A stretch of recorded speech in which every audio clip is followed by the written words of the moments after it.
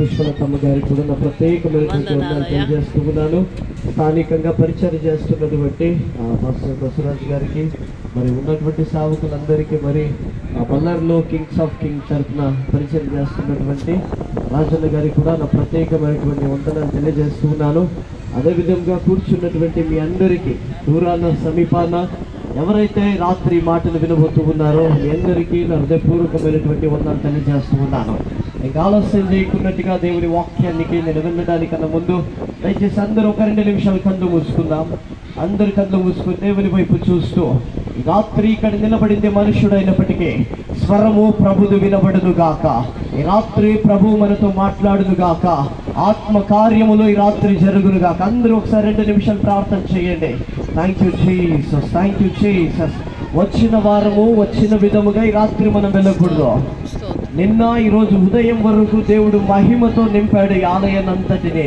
ఈ రాత్రి నా దేవుడు మహామహిమతో దేవుడు నింపబోతూ ఉన్నాడు. మహామహిమతో ఆయన ప్రభావాన్ని ఈ రాత్రి అందరిపైన దేవుడు కుమ్మరించబోతూ ఉన్నాడు. అందరు నోరు తెరిచి, ప్రభా ఈ రాత్రి నాతో మాట్లాడు ప్రభా, ఈ రాత్రి నన్ను దర్శించు ప్రభా, నీవు మాట్లాడితే నాకు మేలు ప్రభా, నీ దర్శనము నాకు కావాలి ప్రభా. నీ ఒక 2 నిమిషాలు అందరూ ప్రార్థన చేస్తారా? చాలా శ్రేష్టమైనటువంటి సమయం అండి. వాక్యము శక్తి కలిగినది. వాక్యము మన జీవితాన్ని మార్చగలిగినది. ఈరోజు నువ్వు ఏ పరిస్థితుల్లో దేవుని సన్నిధికి వచ్చావో నాకైతే తెలియదు, కానీ ఈ వాక్యము వెల్లడవుతున్నప్పుడే నీ జీవితంలో నా దేవుడు కార్యము చేయడానికి సిద్ధంగా ఉన్నాడు. నీ జీవితంలో నా దేవుడు కార్యము చేయడానికి సిద్ధంగా ఉన్నాడు కనుక ఎవరు అటు ఇటు చూడకున్నట్టుగా దేవుని వైపు చూస్తూ, వారు ఆయన తట్టు చూడగా వారికి వెలుగు కలిగిన వారి ముఖము ఎన్నడూ లజ్జింపకపోయాను. నేను దేవుని మాటలు సెలవిస్తూ ఉందండి. ఈ రాత్రి వచ్చినటువంటి మా వైపు చూడొద్దు, నిలబడినటువంటి నా వైపు చూడొద్దు. దేవుని స్వరాన్ని వినడానికి ప్రయత్నించు. నా దేవుడు స్పష్టంగా ఈ రాత్రి నీతో మాట్లాడబోతూ ఉన్నాడు.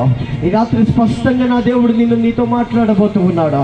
ఈ రాత్రి ఒక అద్భుతమైనటువంటి రాత్రిగా మన జీవితంలో దేవుడు మార్చబోతూ ఉన్నాడు. ఆయన ఏదైనా మన పట్ల చేయగలిగినటువంటి దేవుడు, ఎటువంటి పరిస్థితులైనా మార్చగలిగినటువంటి దేవుడు. ఆయన మాటలో శక్తి ఉంది. చనిపోయినటువంటి లాజరుకు ఆయన మాట వెల్లడైనప్పుడే జీవము కలిగిందండి. ఈ రాత్రి కృంగిపోయినటువంటి అనుభవంలో ఉన్నావేమో, ఎటువంటి అనుభవంలో ఉన్నావేమో, ప్రభా నీవు నాతో మాట్లాడు అని నువ్వు అడగగలిగితే నా ప్రభు మాట్లాడడానికి సిద్ధంగా ఉన్నాడు. Thank you Jesus. నీవు పలికితే నాకు మేలయ్యా, నీవు పలికితే నాకు మేలయ్యా, నీ దర్శనమే రాత్రి నాకు చాలయ్యా, నీ దర్శనమే నాకు చాలయ్యా. నాతో మాట్లాడు ప్రభువా, నీవే మాట్లాడు దేవా. అందరూ చెప్దామా? నాతో మాట్లాడు ప్రభువా, స్వరాలు విప్పి నీవే మాట్లాడు దేవా, నీవు పలికితే నాకు మేలయ్యా, నీవు పలికితే. ఎంతమందికి రాత్రి మేలు చేత దేవుడు నింపాలి? స్వరాలు విప్పి ఆయన అడిగండి.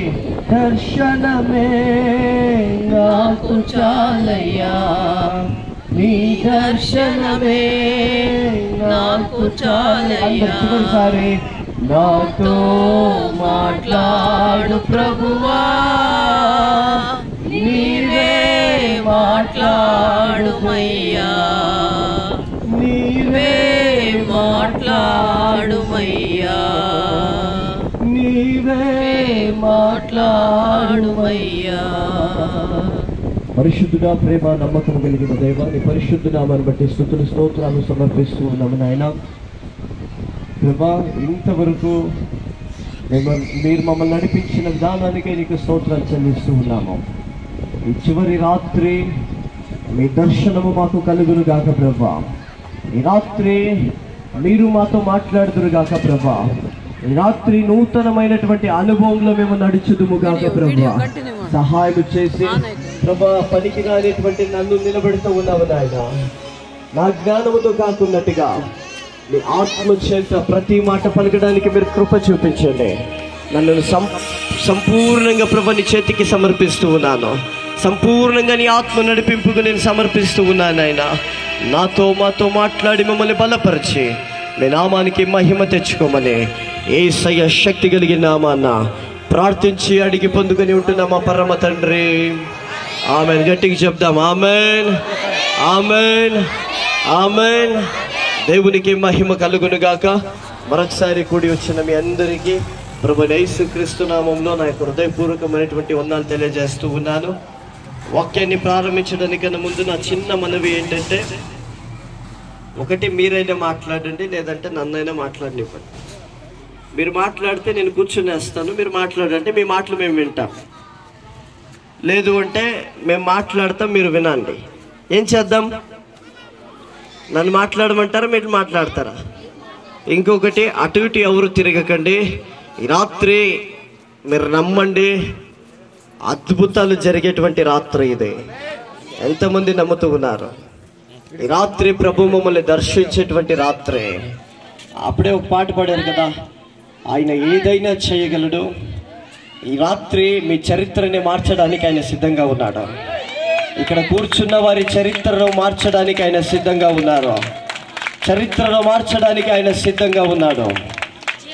నేరుగా నేను వాక్యానికి వెళ్తాను. వాక్యానికన్నా ముందు నా చిన్న సాక్ష్యాన్ని పంచుకుని ఆ తదుపరి వాక్య సందేశాన్ని నేను అందిస్తాను. దయచేసి ఎవరు మాట్లాడొద్దు, అటు ఇటు తిరగొద్దు.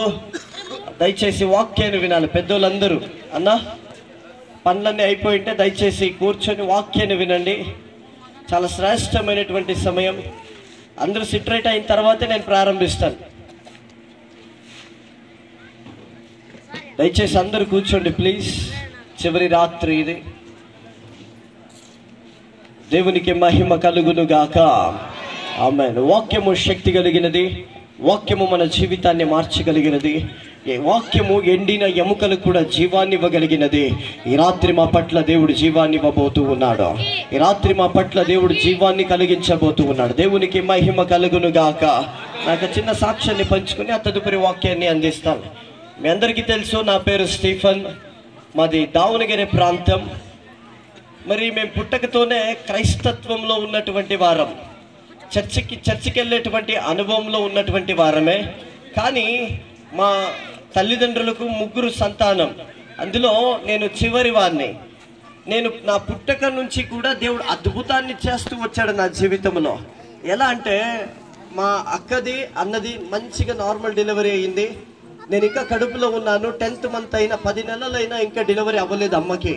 డాక్టర్స్ హాస్పిటల్కి వెళ్తే డాక్టర్స్ ఏం చెప్పారంటే, అమ్మ ఒకటి బిడ్డ అయినా బ్రతకాలా, లేదంటే నువ్వైనా బ్రతకాలా, లేదా ఎవరైనా ఒకరు చనిపోతారమ్మా అని డాక్టర్స్ చెప్పారు.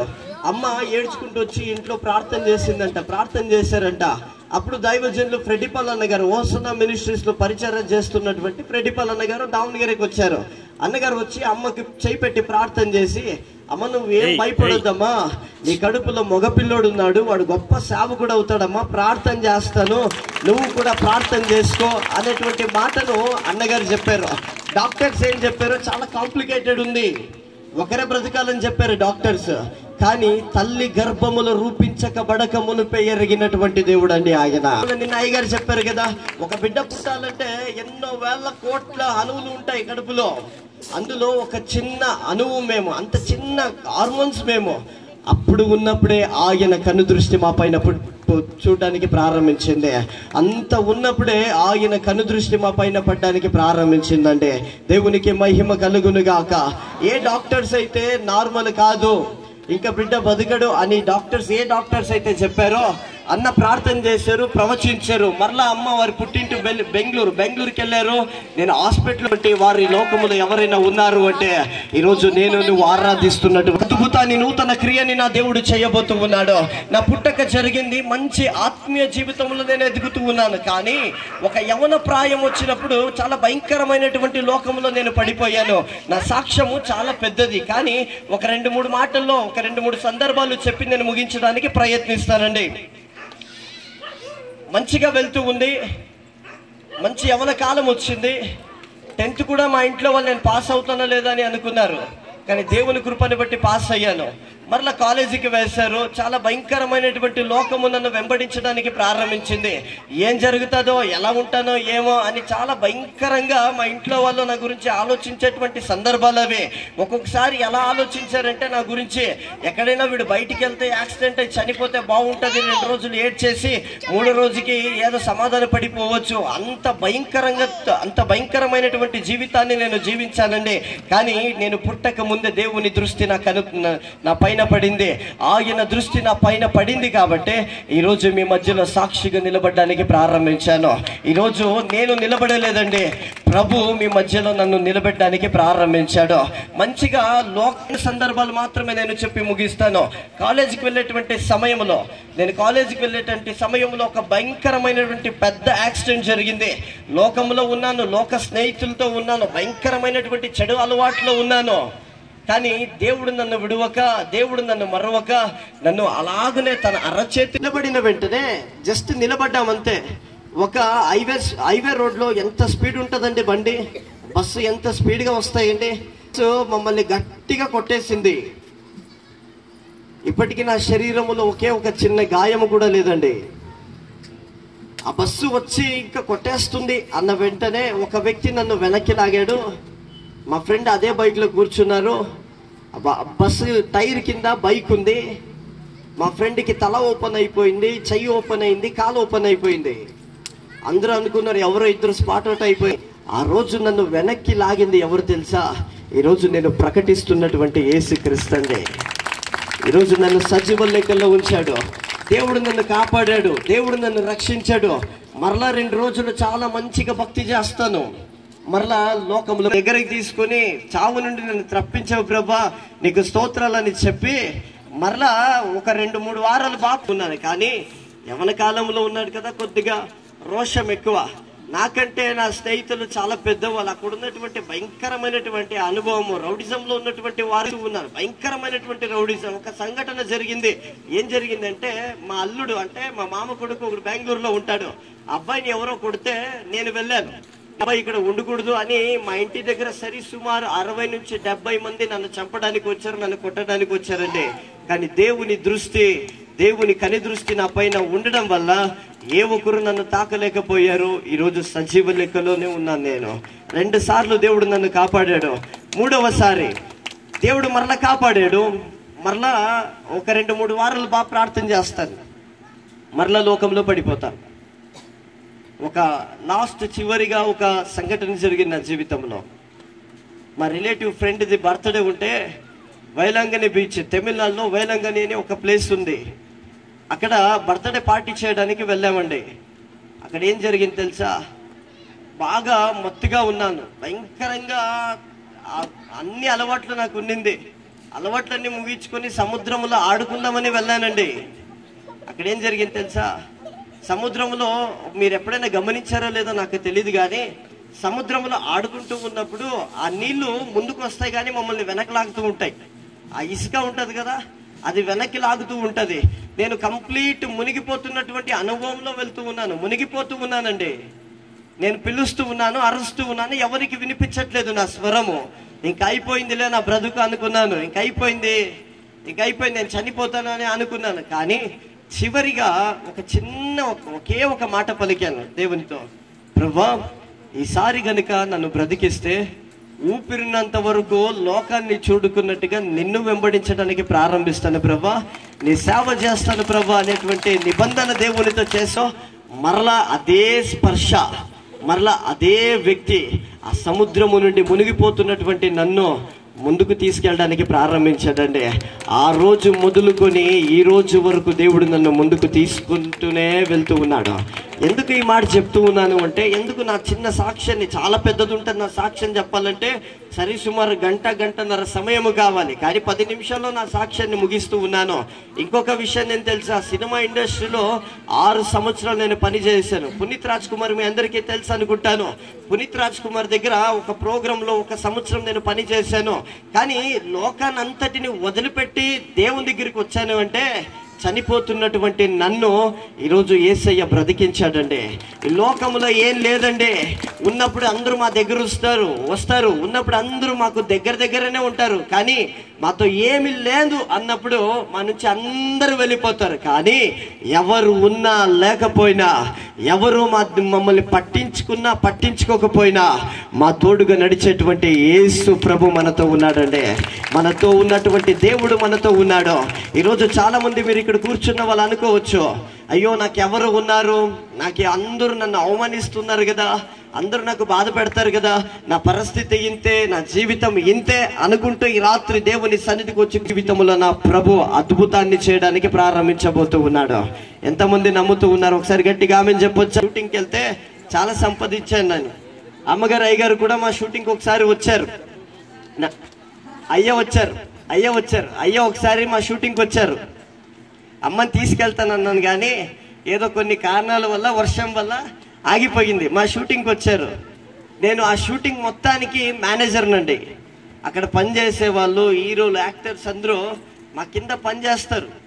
అటువంటి వాడిని ఈరోజు దేవుడు ఇక్కడ నిలబెట్టాడండి. దేవునికి మహిమ కలుగును గాక, దేవునికి స్తోత్రం కలుగును గాక. ఎందుకు ఇంత సాక్ష్యం చెప్పాల్సిన అవసరం వచ్చింది అంటే, సామెతల గ్రంథంలో ఒక మాట ఉంటుంది. ఏముంటదంటే 28వ అధ్యాయము 13వ వచనంలో ఒక మాట ఉంటుంది. ఎన్నిసార్లు గద్దించినను లోబడిని వాడు తిరుగు లేకున్నట్టుగా హఠాత్తుగా నాశనమగును అనేటువంటి మాట ఉంటుంది. దేవుడు సేవకుల ద్వారా, వాక్యము ద్వారా మమ్మల్ని చాలాసార్లు హెచ్చరిస్తూ ఉంటాడు, చాలాసార్లు మాతో మాట్లాడుతూ ఉంటాడు. అయినప్పటికీ మేము దేవుని మాటకు లోబడక మాకు ఇష్టమైనట్టుగా మనము జీవిస్తే ఏ సమయం ఏమి జరుగుతుందో తెలీదు. తెలిసినప్పుడే తెలుసుకున్నట్టుకు వారు పరలోక రాజ్యానికి చేర్చడానికి దేవుడు కార్యం చేయడానికి ప్రారంభిస్తాడండి. ఈరోజు ఇక్కడ ఇంత మీటింగ్ చేస్తూ ఉన్నాము, ఇంత షామినేసి భోజనాలు పెట్టి అంత దూరం నుంచి వచ్చి సేవకుల్ని పిలిపించి ఇంత ఖర్చు చేస్తూ ఉన్నాము అంటే గల కారణం ఏంటి అంటే, మీరు లోకములో నశించిపోకూడదు, మీరు నిత్య జీవానికి చేర్చబడాలి, పరలోక రాజ్యానికి చేర్చబడాలి. అసత్యములో మీరు నడవడానికి లేదు, సత్యములో యేసు ప్రభుని వెంబడిస్తూ సత్యములో నడవాలని ఒకే ఒక ఆశతో ఈరోజు ఈ ప్రార్థన కూడికను ఏర్పాటు చేయడానికి దేవుడు కృపనిచ్చాడు. అందును బట్టి నేను ప్రభుని స్తుతిస్తూ ప్రభుని గణపరుస్తూ ఉన్నాను. దేవునికి మహిమ కలుగును గాక. ఈ సభల విషయమై నేను దేవుని సన్నిధిలో ప్రార్థిస్తూ ఉన్నప్పుడు దేవుడు ఒక అద్భుతమైనటువంటి వాగ్దానాన్ని నాకు దయచేయడానికి ప్రారంభించాడు. ఆ మాటను చూపించి నా వాక్య భాగాన్ని నేను ప్రారంభిస్తాను. దయచేసి చదవండి. యెరెమీయా గ్రంథం 31వ అధ్యాయము 9వ వచనాన్ని ఈ రాత్రి ఈ మాట మీతో చెప్పమన్నాడు. నా వాక్యము కాదు, ఇది ఒక వాగ్దానాన్ని దేవుడు మాకు ఇచ్చాడు. ఈ సంఘానికి కానీ మాకు నడిపిస్తున్నటువంటి నాయకులకు మీ అందరికీ కలిసి ఒక వాక్యాన్ని దేవుడు చెప్పమన్నాడు. ఆ మాటను మీతో పంచుకోవడానికి ప్రారంభిస్తాను. ఎవరైనా ఒకరు ఆ మాట చదవండి. వారు ఏడ్చుచూ వచ్చెదరు, వారు నన్ను ప్రార్థించుచుండగా నేను వారిని నడిపించెదను. దేవునికి మహిమ కలుగును గాక. వచ్చెదరు, వారు నన్ను ప్రార్థించుచుండగా నేను వారిని నడిపించెదను. దేవునికి మహిమ కలుగును గాక, దేవునికి మహిమ కలుగును గాక. ఈరోజు ఇక్కడ కూర్చున్న వారు అనేక లోక సంబంధముగా, శారీరకంగా ఒక వేదన, ఒక ఏడుపు మిమ్మల్ని వేలుబడి చేస్తూ ఉందేమో. ఈరోజు నేను అంటాను, వాక్యము చెప్తూ ఉంది, ఏడ్చుచు దేవుని సన్నిధికి వచ్చావేమో, మనుషుల దగ్గర నువ్వు ఏడుస్తూ ఉన్నావేమో, కానీ దేవుని సన్నిధికి వచ్చినటువంటి నీవు ప్రభు పాదాలని పట్టుకుని ఏడవడానికి ప్రారంభిస్తే ప్రభు నిన్ను నడిపించడానికి సిద్ధంగా ఉన్నాడండి. ప్రభు నిన్ను ముందుకి తీసుకెళ్ళడానికి ప్రారంభించబోతూ ఉన్నాడు. ఇక్కడ చర్చ్ ఉంది, సంఘం ఉంది, కానీ మనకు సమస్య వస్తే ఎవరినో వెతుకుంటూ వెళ్తాం. మనకు సమస్య వస్తే, కష్టం వస్తే మనం ఏం చేస్తామంటే, మనుషులను ఆశ్రయించుట కంటే యెహోవాను ఆశ్రయించుట మేలు అనే.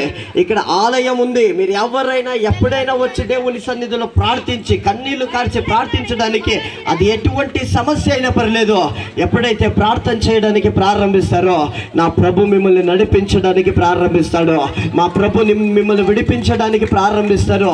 ఇది చూడండి, ఈ మందిరం అనేది ఒక కులానికో ఒక మతానికో సంబంధమైనది కాదండి. ఇది సర్వ మానవులకు సంబంధించబడినది. ఎవరి ಬಾಯಾರಿದ ಜಿಂಕೆಗಳೇ, ಬಾಯಾರಿದ ಜನರೇ, ನೀವೆಲ್ಲರೂ ನನ್ನ ಬಳಿಗೆ ಬನ್ನಿರಿ, దొప్పిక గొనువారులారా మీ అందరూ నా వద్దకు రండి అని దేవుడు అంటూ ఉన్నాడు. అందరిని దేవుడు పిలుస్తూ ఉన్నాడండి. ఉన్నాడు. దేవునికి మహిమ కలుగునుగాక, దేవునికి మహిమ కలుగునుగాక. నా వాక్య భాగాన్ని నేను ప్రారంభిస్తాను. లూకు సువార్త 5వ అధ్యాయం 1 నుంచి అక్కడ ఉన్నటువంటి ఆ ప్యాసేజ్ అంతటిని చదవండి. లూకు సువార్త 5వ అధ్యాయము 1 నుంచి 10 వచనాలు ఎవరైనా ఒకరు చదివి సహకరించండి. జన సమూహము దేవుని వాక్యము వినుచు ఆయన మీద పడుచుండగా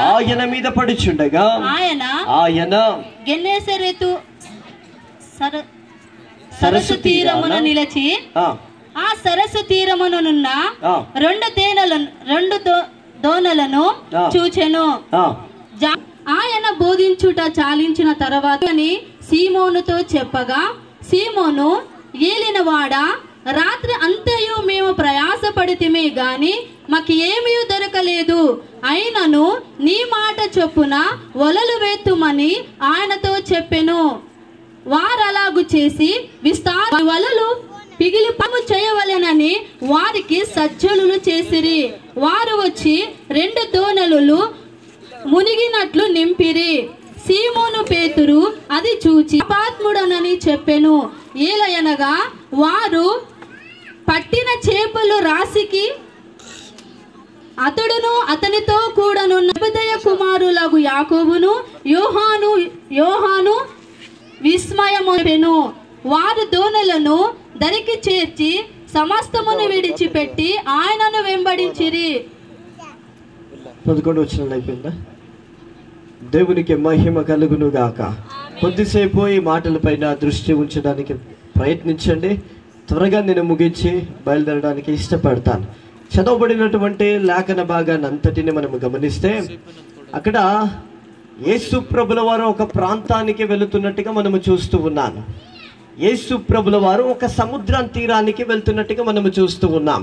ఆ సముద్రం పేరు ఏంటి అంటే గెనెజరెత్ అనేటువంటి సముద్ర తీరానికి యేసు ప్రభుల వారు వెళ్తూ ఉన్నారు. అక్కడ వెళ్ళిన తర్వాత కొంతమంది ప్రజల్ని దేవుడు చూస్తూ ఉన్నాడు.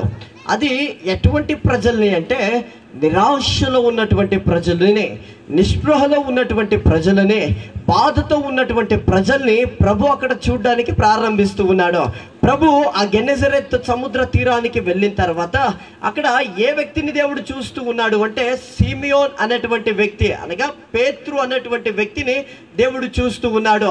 ఆ పేతురు యేసు ప్రభుల వారు గెనెజరెత్ సముద్ర తీరానికి వెళ్ళినప్పుడు ఏం చేస్తూ ఉన్నాడు అంటే అక్కడ వారి వలలను, అంటే పేతురు ఏం పని చేసేవాడు అంటే చేపలు పెట్టేటువంటి పనిని పేతురు చేస్తూ ఉన్నాడు సముద్రములో.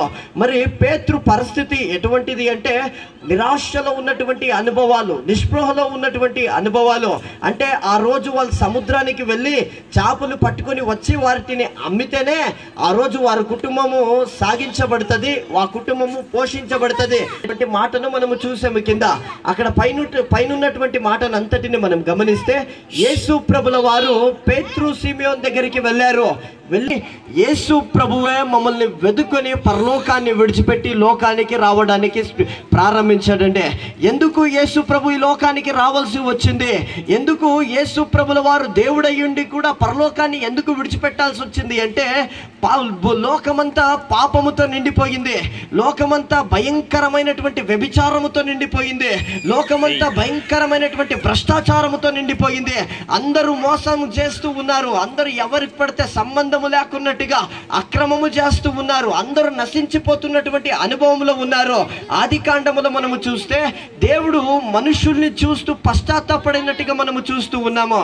అంటే మనుషులు చాలా తప్పుడు పనులు మనుషులు చేస్తూ ఉన్నారు. యేసు ప్రభు ఎందుకు వచ్చాడు అంటే ఈ లోకానికి మనం ఎక్కడ లోకంలో పడిపోయి వెళ్ళిపోతామని యేసు ప్రభుల వారు పరలోకాన్ని విడిచిపెట్టి ఈ లోకానికి రావడానికి ప్రారంభించాడు. గల కారణం ఏంటి అంటే నిన్ను రక్షించడానికి కొరకు, మేము ఆయన్ని వెతుక్కొని వెళ్ళలేదు, కానీ ఆయనే మమ్మల్ని వెతుక్కొని రావడానికి ప్రారంభించాడు. వినండి, ఈ రాత్రి ప్రభు నిన్ను చూస్తూ ఉన్నాడు, ఈ రాత్రి ప్రభు నిన్ను గమనిస్తూ ఉన్నాడు. ప్రభుకి యేసు ప్రభు నిన్ను పరలోక రాజ్యానికి చేర్చాలని, నిన్ను నిత్య జీవానికి చేర్చాలని యేసు ప్రభుల వారు పరలోకాన్ని విడిచిపెట్టి ఈ లోకానికి రావడానికి ప్రారంభించాడండి. అక్కడ లేఖనాన్ని మనము చూస్తే పేతురు సిమియోనులో యేసు ప్రభు వారి జీవితంలోనికి అడుగు పెట్టిన తర్వాత రెండో అంశం ఏం జరుగుతుందంటే, వారి దోణిలోనికి యేసు ప్రభు అడుగు పెట్టడానికి ప్రారంభిస్తారు. వారి దోణిలో యేసు ప్రభు అడుగుపెట్టి వారి దోణిలో అడుగు పెట్టడానికి ప్రారంభిస్తారు. దోణె అనగా మన జీవితాలుగా భావిద్దాం. ఈ రాత్రి ఒకసారి అందరూ చెప్పండి, దోణె అనగా మన జీవితం. దోణె అనగా మన జీవితం. ఈ రాత్రి నిరాశలో ఉన్నటువంటి నీ జీవితానికి, ఈ రాత్రి నిస్పృహలో ఉన్నటువంటి నీ జీవితానికి యేసు ప్రభుల వారు అడుగు పెట్టడానికి ప్రారంభించబోతూ ఉన్నాడు. యేసు ప్రభు నిన్ను రక్షించడానికి ప్రారంభించబోతూ ఉన్నాడు. ఎందుకు అంటే నువ్వు నశించిపోకూడదు, పరలోక రాజ్యానికి చేరాలని. ఇక్కడ కూర్చున్న వారు చాలా మంది ఆల్రెడీ రక్షించబడ్డారు, రక్షణ పొందారు, దేవుని సన్నిధిలో నడిపించబడుతూ ఉన్నారు. నడిపించబడుతున్నటువంటి మనము చేయవలసినటువంటి పని ఏంటి అంటే, యేసు ప్రభుల వారు వారి దోణిలో అడుగు పెట్టిన తర్వాత అక్కడ కూర్చున్నటువంటి జన సమూహానికి వాక్యాన్ని బోధించడానికి ప్రారంభిస్తూ ఉన్నాడండి. వాక్యాన్ని చెప్పడానికి ప్రారంభిస్తూ ఉన్నాడు. అక్కడ ఉన్నటువంటి జనాలందరూ వాక్యాన్ని విన్నారు. అక్కడ ఉన్నటువంటి ప్రజలందరూ దేవుని వాక్యాన్ని వింటూ ఉన్నారు. వాక్యాన్ని చాలాసార్లు మీరు వింటూనే ఉన్నారు, అనేక వర్తమానాలు వింటూ ఉన్నారు. కానీ మనం ఏం చేస్తున్నాం ఉన్నాము అంటే, మీరు చేసేది మీరు చెప్పుకోండి, మీరు చెప్పేది మీరు చెప్పుకోండి, నేను చేసేది నేను చేస్తానని లోకంలో ఇంకా వెనకబడిపోతున్నటువంటి అనుభవంలో నువ్వు ఉన్నావు. అందుకే నువ్వు ఏం చేసినా అది ఫలించలేకపోతూ ఉంది. ఎంత కష్టపడుతున్నావు కానీ అందులో ఫలము లేనటువంటి అనుభవంలో నువ్వు ముందుకు కొనసాగుతూ ఉన్నావు. ఈ రాత్రి గనుక యేసు ప్రభు దగ్గరికి నువ్వు రాగలిగితే, యేసు ప్రభుని నీ జీవితంలోనికి ఆహ్వానించడానికి ప్రారంభించగలిగితే, నా దేవుడు నీ జీవితంలో అద్భుతాన్ని చేయడానికి ప్రారంభిస్తాడండి. నా దేవుడు నీ జీవితాన్ని మార్చడానికి ప్రారంభిస్తాడు. నీ చరిత్రని మార్చడానికి యేసు ప్రభుల వారు ప్రారంభిస్తారు. ఇన్ని రోజులు నీ జీవితం ఎలా ఉందో నాకు తెలీదు, ఇన్ని రోజులు నీ కుటుంబం ఎలాంటి అనుభవంలో వెళ్ళిపోతుందో నాకు తెలియదు, కానీ ఈరోజు యేసు ప్రభు నిన్ను వెతుకుంటూ నీ ప్రాంతానికే వచ్చాడండి, నీ దగ్గరికే వచ్చారు. నీవు దేవుణ్ణి వెతుకొని వెళ్ళడం కాదు, కానీ ఆయనే నిన్ను వెతుకొని ఈ ప్రాంతానికి నీ దగ్గరికి రావడానికి ప్రారంభించాడు. యేసు ప్రభు మన జీవితంలో వచ్చిన తర్వాత రెండవది మనము చేయవలసినటువంటి పని ఏంటంటే, ఆయన మాటకు లోబడాల్సినటువంటి అవసరం ఉంది. ఏదైతే నీ సేవకులు నీ సంఘములో వాక్యాన్ని బోధిస్తూ ఉన్నారో, ఎక్కడైతే దేవుని మాటలు మంచి మాటలు నువ్వు వింటూ ఉన్నారో, ఆ మాటలను ఎప్పుడైతే గ్రహించి వాటిని అనుసరించి జీవించడానికి ప్రారంభిస్తావో, నీ జీవితంలో దేవుడు అద్భుతాన్ని చేయడానికి ప్రారంభిస్తావో. దేవుని మాట శక్తి ఉంది, దేవుని మాటల్లో శక్తి ఉంది, దేవుని మాటల్లో జీవం ఉంది. బైబిల్ గ్రంథంలో చాలా మందిని మనము చూస్తాం. ఒక యవనస్తుడు చనిపోయి ఉంటాడు. యేసు ప్రభుల వారు ఆ ప్రాంతానికి వెళ్ళి చనిపోయినటువంటి లాజరు దగ్గరికి వెళ్ళి ఒక మాట పలుకుతాడండి. ఆ చనిపోయినటువంటి వాడు కూడా లేచి నడవడానికి ప్రారంభిస్తాడు. ఈరోజు నీ కుటుంబము, నీ పరిస్థితి అంత ఇంకా అయిపోయింది, నా బ్రతుకు ఇంకంత అయిపోయింది, నా జీవితము అనేటువంటి అనుభవంలో నువ్వు ముందుకు కొనసాగుతూ ఉన్నావేమో. నా దేవుడు అంటున్నటువంటి మాట ఏం తెలుసా? ఆయన నీ జీవితటువంటి దేవుడు, ఆయన నీ పరిస్థితినే మార్చగలిగినటువంటి దేవుడు ఆయన. పేతురు సిమియోను ఏం చేశారు తెలుసా? యేసు ప్రభు వారి దగ్గరికి వచ్చినప్పుడు నువ్వు వద్దు, నా దగ్గరికి రావద్దు అని వారు చెప్పలేదు. వారి దోణలోనికి అనగా వారి జీవితం లోబడట్లేదు. ఈ రోజు మొదలుకొని దేవుని మాటకు లోబడడానికి ప్రారంభించు, మీ సేవకుని మాటకు లోబడడానికి ప్రారంభించు. ఇదిగో సమూయేలు గ్రంథంలో ఒక మాట ఉంటది. ఏముంటదంటే, బలులర్పించుట కంటే దేవుని మాట వినుట శ్రేష్టమంట. దేవునికి కావాల్సింది ఎవరు అంటే, ఇక్కడ కూర్చున్నటువంటి నీవే దేవునికి అవసరం. నీవు గనుక దేవునికి నీ జీవితాన్ని అనగా నీ హృదయాన్ని ఇవ్వడానికి ప్రారంభించు. అప్పుడే చెప్పాను కదా, దేవుడు చరిత్రని మార్చగలిగినటువంటి దేవుడనే. అవునండి, ఈరోజు ఇంతవరకు ఊరికనే సంఘానికి నడిపించబడుతూ ఉన్నావు. కానీ యెషయా ప్రవచన గ్రంథంలో ఒక మాట ఉంటుంది. ఏమి అంటే, ఈ జనులు కేవలం నోటి మాటతో నన్ను సన్మానిస్తూ ఉన్నారు, కానీ వారి హృదయములో నాకు దూరముగా ఉంది అంట. ఇక్కడ చాలా మంది కూర్చొని ఉన్నారు. ఇక్కడ కూర్చున్న వారు 100 మందిలో ఒక 50 మంది ఏమో వాక్యాన్ని వింటుండొచ్చు అంతే. ఇంకా కొంతమంది ఇంట్లో గ్యాస్ గురించి, లేదో వారికి రేపు ఏం చేయాలా, రేపటి గురించి ఆలోచిస్తూ కూర్చున్న వారు కూడా ఉన్నారు. ఈరోజు గనుక నీవు దేవుని మాటకు లోబడి నీ హృదయాన్ని గనుక యేసు ప్రభుకి ఇవ్వడానికి ప్రారంభిస్తే నీ చరిత్ర రేపటి నుంచి కాదండి, ఈ రాత్రి మొదలుకునే నా దేవుడు మార్చబోతూ ఉన్నాడు. నువ్వే పరిస్థితుల్లో ఇక్కడ అడుగు పెట్టావో నాకు తెలీదు, నువ్వే సిచ్యువేషన్లో ఇక్కడ అడుగు పెట్టావో నాకు తెలియదు, కానీ ఈ రాత్రి ప్రభు నీతోనే మాట్లాడుతూ ఉన్నాడు. ఆయనకి కావాల్సింది నీ ఆస్తి అంతస్తు, నీ డబ్బు, నీ హోదా కాదు, నీ హృదయం ఆయన కావాలి. చరిత్రని నా దేవుడు మార్చడానికి ప్రారంభించబోతూ ఉన్నాడు. దేవునికి మహిమ కలుగును గాక, దేవునికి మహిమ కలుగును గాక. పేతురు సిమియోను మొదటిది ఏం చేశారండి? యేసు ప్రభుని వారి దోణిలోనికి అనగా జీవితంలోనికి ఆహ్వానించారు. రెండవది యేసు ప్రభు మాట విన్నారు. మూడవది యేసు ప్రభు చెప్పారు వారితో, ఏం చెప్పారంటే నీ దోణెను లోతుగా నడిపించు అనేటువంటి మాట యేసు ప్రభుల వారు వారితో చెప్తూ ఉన్నారు. మొదటిది యేసు ప్రభుని ఆహ్వానించడం, రెండవది ఆయన మాట విన్నారు, మూడవది ఆ మాటకు లోపడ్డానికి ప్రారంభిస్తూ ఉన్నారు. అక్కడ చూడండి, యేసు అంటే ఇలా వాక్యాన్ని ఇలా కూడా అర్థం చేసుకునే వాళ్ళు ఉంటారు. పాస్టర్ గారు లోతుగా ఆలోచించమన్నారు అని చెప్పి ఇంటి దగ్గరికి వెళ్ళి గుంతులు చూసుకొని తల కిందులు పెట్టి చూడడం కాదండి. లోతుగా ఆలోచించడం అంటే నీ భక్తి జీవితంలో ఇంకా ఈరోజు 5 నిమిషాలు ప్రార్థన చేస్తున్నావా, లోతుగా అంటే ఇంకా కొద్దిగా ఆలముగా, అంటే ఇంకా కొద్దిగా లోతైనటువంటి మనము వెళ్ళడానికి ప్రారంభిస్తామో, పేతురు సిమియోను జీవితంలో జరిగినటువంటి కార్యాన్ని ఈ రాత్రి దేవుడు నా జీవితంలో చేయడానికి ప్రారంభిస్తూ ఉన్నాడంటే వారి జీవితంలో ఏం జరిగింది అని నేను తర్వాత చెప్తాను. మొదటిది, వారు నిరాశలో ఉన్నారు, నిస్పృహలో ఉన్నారు. ఆ రోజు కష్టపడితే కానీ వారికి ఆహారం లేదు. కష్టపడితేనే ఆ రోజు వారికి జీతం వస్తుంది. ఆ జీతము ద్వారా ఏదైనా వారు ఇంకగా ఆరాధన చేయగలడు. మాకంటే ఇంకా భయంకరమైనటువంటి అద్భుతాలు కూడా సాతాను చేయగలడు.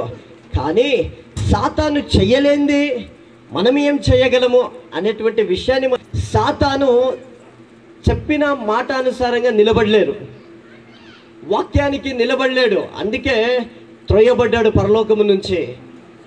ఆరాధికుడిగా ఉన్నాడు, అక్కడి నుంచి త్రొయ్యబడ్డాడు. ఎందుకు? దేవుని మహిమను కోరుకున్నాడు. నేను చెప్తాను, ఆయన మహిమను దొంగలించడానికి ఎవరికి అవకాశము లేదు. ప్రభుకు చెందవలసినటువంటి మహిమ ప్రభుకే చెందునుగాక. ఈ కూడికలో జరుగుతున్నటువంటి ప్రతి కార్యక్రమం ద్వారా, ప్రతి వాక్ ద్వారా, ప్రతి పాటల ద్వారా సమస్త మహిమ ఘనత ప్రభావములు యేసయ్యకే కలుగునుగాక.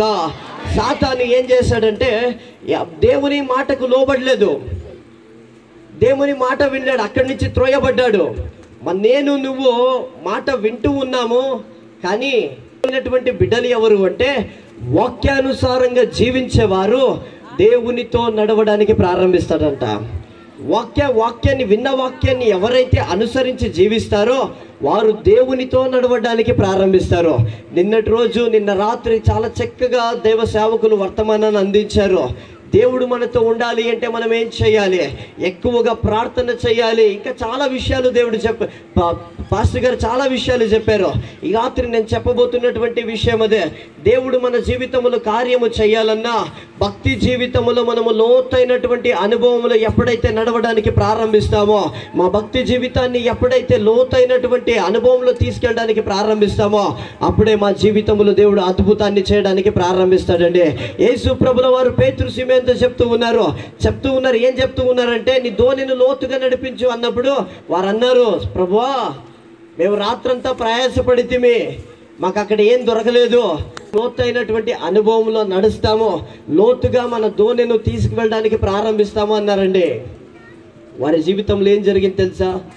దేవుని మాట విన్నారు, యేసు ప్రభుని అంగీకరించారు, దేవుని మాటకు లోబడ్డారు, లోతుగా వారి జీవితాన్ని నడిపించారు. జీవితం అనగా దోణెను నడిపించడానికి